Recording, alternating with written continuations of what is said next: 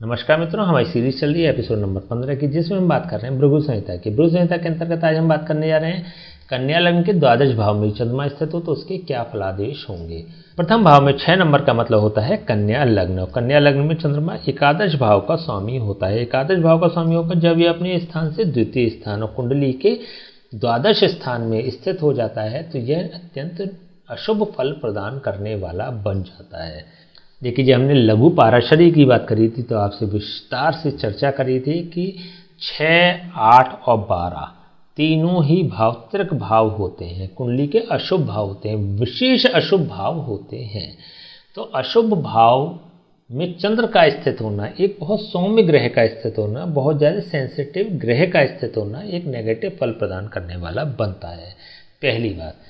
दूसरी बात क्या होती है कि यहाँ पर चंद्रमा त्रिषडाय भाव का स्वामी भी है। हमने बात करी थी 3, 6 और 11 तीनों ही भाव त्रिषडाय भाव होते हैं। तो यहाँ पे त्रिषडाय भाव का स्वामी त्रिक भाव में स्थित हो रहा है, नेगेटिव भाव का स्वामी एक नेगेटिव भाव में स्थित हो रहा है। यहाँ पे एक मेजर नेगेटिविटी क्या हो रही है कि हमारा जो एक नियम है, जो हम बार बार बात करते हैं कि अशुभ भाव का स्वामी जो शुभ भाव में बैठता है तो स्वयं तो शुभ हो जाता है, लेकिन उस भाव को संबंधित भाव को अशुभता प्रदान कर देने वाला होता है। लेकिन यहाँ पर अशुभ भाव का स्वामी अशुभ भाव में बैठ रहा है तो स्वयं शुभ नहीं हो पा रहा है, इसको तो कुछ नेगेटिव कर रहा है द्वादश भाव को, लेकिन स्वयं शुभ नहीं हो पा रहा है। तो यहाँ पर 11th हाउस भी नेगेटिव हो रहा है, 12th हाउस भी नेगेटिव हो रहा है और चंद्रमा भी नेगेटिव फल प्रदान करने वाला बन रहा है। एक पॉजिटिविटी भी है। पॉजिटिविटी क्या है? उन लोगों के लिए बहुत ज़्यादा पॉजिटिविटी बैठती है, यहाँ पर ये बहुत ज़्यादा सकारात्मकता बैठती है जो विदेश जाने के इच्छुक हैं। क्यों? क्योंकि यहाँ पर देखिए चतुर्थ भाव का कारक, चंद्रमा चतुर्थ भाव का कारक भी होता है। चतुर्थ भाव का कारक व्यय भाव में स्थित हो रहा है और अपने से भाग्य स्थान में जा रहा है। यहाँ से गिनती शुरू करेंगे तो 1, 2, 3, 4, 5, 6, 7, 8, 9 नवा भाव होता है भाग्य भाव। अपने भाव से भाग्य भाव में जा रहा है, अपने भाव से डेस्टिनी के भाव में जा रहा है।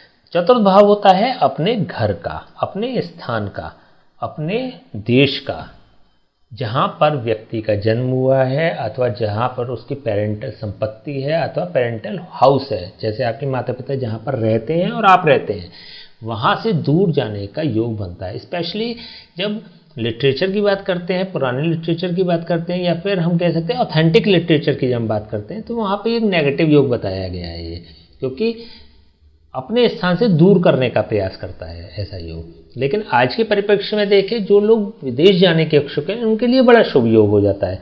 तो ये विदेश यात्रा भी कराता है, विदेश में सेटल्ड भी कराने का कार्य करता है, पहली पॉजिटिविटी।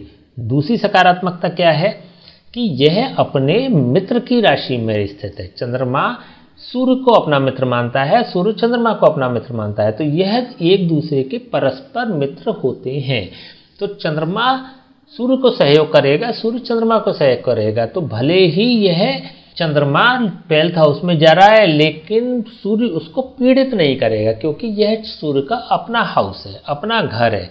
जब आपका मित्र आपके घर में आता है तो आप कितने भी नेगेटिव स्थिति में क्यों ना हो, कितने भी दूसरों को परेशान करने वाले क्यों ना हो, दूसरों के लिए आप शत्रु भाव रखने वाले क्यों ना हो, लेकिन अपने मित्र के लिए आप मित्रवत व्यवहार करेंगे। तो इसी प्रकार से सूर्य अपने मित्र के लिए बड़ा मित्रवत व्यवहार करता है। तो यहाँ पर यह चंद्रमा की रक्षा करने वाला बन जाता है, चंद्रमा को सहयोग प्रदान करने वाला बन जाता है। तो अगेन वही कि यह एक विदेश यात्रा या विदेश में निवास करने का एक अच्छा योग बना देने वाला होता है। तीसरी एक पॉजिटिविटी क्या हो रही है कि लाभ भाव का स्वामी व्यय स्थान में जा रहा है। लाभ स्थान का स्वामी विदेश के भाव में जा रहा है। तो लाभ कहाँ से होगा? व्यय करने से होगा, दूर जाने से होगा। लाभ कहाँ से होगा? विदेश में जाकर लाभ होगा। तो व्यक्ति विदेश में मूव करते हैं, वहाँ पर उनको लाभ भी प्राप्त होता है। तो इस दृष्टि से भी देखें तब भी यह एक शुभ योग बना देने वाला होता है। यहाँ पर चंद्रमा को सूर्य का सहयोग मिल गया है, सूर्य की सपोर्ट मिल गई है। अगर इस कुंडली में सूर्य और भी मजबूत हो जाए और भी पॉजिटिव पोजीशन में आ जाए, देखिए यहाँ पर देखना पड़ेगा कंपैरेटिवली सूर्य की पोजीशन अब क्या है, क्योंकि चंद्रमा का तो हमने प्रोडिक्शन कर ली है, लेकिन हमें सूर्य की स्थिति नहीं पता है कि सूर्य कहाँ पर है। तो अगर सूर्य भी अच्छी स्थिति में आ जाता है, सूर्य भी एक पॉजिटिव इफेक्ट में आ जाता है, तो चंद्रमा और बली हो जाएगा और पावरफुल हो जाएगा। और यहाँ से जब पॉजिटिव इफेक्ट रखने वाले चंद्रमा की दृष्टि जब यहाँ पर छठे भाव पर पड़ती है, तो ये कंपटीशन को पूर्ण रूप से समाप्त करने वाला बन जाता है, अपने प्रतिद्वंदी को समाप्त करने वाला बन जाता है। शत्रु, रोग, ऋण और शत्रु तीनों को समाप्त करने वाला यह चंद्रमा बन जाता है, क्योंकि यहाँ से पूर्ण दृष्टि इसकी छठे भाव पर है।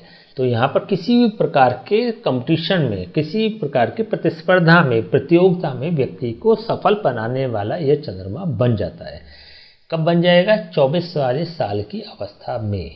लेकिन देखिए, इन जनरल जब हम बात कर रहे हैं तो जितने भी योग बन रहे हैं ये सारे के सारे, ये सारे ही योग अगर ऑथेंटिक ग्रंथ की बात करते हैं तो नेगेटिव हैं, लेकिन आज के परिप्रेक्ष्य की अगर हम बात करते हैं तभी ये पॉजिटिव हो रहे हैं। क्योंकि यह विदेश जो आज के दौर में, आज के परिप्रेक्ष्य में जो एक सोच है युवाओं की, नई पीढ़ी की, कि विदेश में बसना, फॉरेन करेंसी, वह कारक बनता है चंद्रमा। चंद्रमा धन का भी कारक है, लिक्विड मनी का कारक है। लिक्विड मनी कहाँ से प्राप्त होगा? विदेश से प्राप्त होगा, बाहर जाने से प्राप्त होगा। बात देखिए विदेश की भी नहीं है, बात यह है कि दूरस्थ स्थान पे, मान लीजिए आप नॉर्थ इंडिया को बिलोंग करते हैं, आप साउथ इंडिया में अगर बस जाते हैं तब भी इसी प्रकार का कुछ योग बन जाएगा आपकी कुंडली। तो इन सभी परिप्रेक्ष्य में देखें तो यह चंद्रमा शुभ फल प्रदान करने वाला हो रहा है, लेकिन यह माता के स्वास्थ्य को पीड़ित करने वाला होगा, माता को हानि पहुंचाने वाला होगा, माता से दूर करने वाला होगा, माता से गैप करा देने वाला होगा। ठीक है, तो चलिए हम इसको उपाय की बात कर लेते हैं। इसके उपाय देखिए, नेगेटिव तो है ही, जो हम बात कर रहे हैं ऑथेंटिक ग्रंथ के हिसाब से नेगेटिव है, तो कुछ ना कुछ तो पीड़ा पहुंचाएगा। विशेष रूप से मन को विचलित करने वाला होगा, विचारों को अस्थिरता प्रदान करने वाला होगा, खर्चा बहुत ज़्यादा करा देने वाला होगा। बहुत ज़्यादा एक्सपेंसिव स्वभाव के ऐसे व्यक्ति होते हैं, नेचर में सेविंग की आदत नहीं होती है ऐसे लोगों की। अच्छा, खूब कमाने वाले होते हैं लेकिन खर्चा भी उसी के अनुपात में ऐसे लोग करते हैं।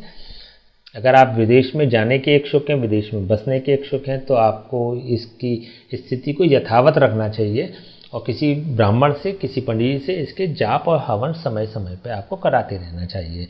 पहला उपाय ये कर सकते हैं, यदि आप विदेश जाने के इच्छुक नहीं है या फिर विदेश में आपको नहीं बसना है, अपने देश को नहीं छोड़ना है और इसको एज इट इज़ पॉजिटिव करना है, तो इसका बहुत एक सरल उपाय ये है कि 43 डेज लगातार चावल मंदिर में देना शुरू कर दें, जिससे कि 9th हाउस में मूव हो जाएगा और 12th हाउस के इसके प्रभाव जो होंगे वो समाप्त हो जाएंगे। तो 9th हाउस में आकर यह उच्च का हो जाएगा और धन की स्थिति बेहतर बनाएगा और आपके स्थान में बनाने लग जाएगा। दूर स्थान से आप कम दूरी पे आ जाएंगे। इसके अलावा क्या कर सकते हैं, महिलाएं अपने सीधे हाथ की कलाई में, पुरुष अपने बाएं हाथ की कलाई में चांदी का कड़ा धारण कर लें, जिससे ये 11th हाउस में मूव कर जाएगा और 12th हाउस से इसके प्रभाव समाप्त हो जाएंगे। तो इनमें से कोई सा भी आप उपाय कर सकते हैं। आपको विशेष ध्यान रखना है कि जब मूव कराने की बात आती है, मान लीजिए आपको 9th हाउस में मूव कराना है, तो यहाँ पर इसके विरोधी ग्रह नहीं होने चाहिए, जैसे शुक्र, शनि, राहु, केतु अथवा बुध। इस प्रकार के कोई विरोधी ग्रह नहीं होने चाहिए, क्रूर ग्रह नहीं होना चाहिए या पापी ग्रह नहीं होना चाहिए। इसी प्रकार से एकादश भाव में आपको देखना है, तो जिसमें कम ग्रह हों या जिसमें ग्रह नहीं हो उसमें आप मूव करा सकते हैं। पापी ग्रह नहीं हो, इसका कोई मित्र ग्रह होता है, अगर मान लीजिए कि गुरु होता है इन दोनों से भावों में से किसी में, तो आपको प्रायोरिटी रखनी चाहिए, गुरु के साथ आप मूव करा दें तो आप अपने स्थान पे भी पहुंच जाएंगे, क्योंकि यहाँ पे गुरु जो है वह 4th हाउस का लॉर्ड बन रहा है, 4th हाउस का स्वामी बन रहा है। ठीक है ना। तो आज हमने बात करी कन्या लग्न के द्वादश भाव में चंद्रमा स्थित हो तो उसके क्या फलादेश होंगे। नेक्स्ट वीडियो में बात करेंगे तुला लग्न के प्रथम भाव में ये चंद्रमा स्थित हो तो उसके क्या फलादेश होंगे। तब तक के लिए हमें आज्ञा दीजिए, नमस्कार।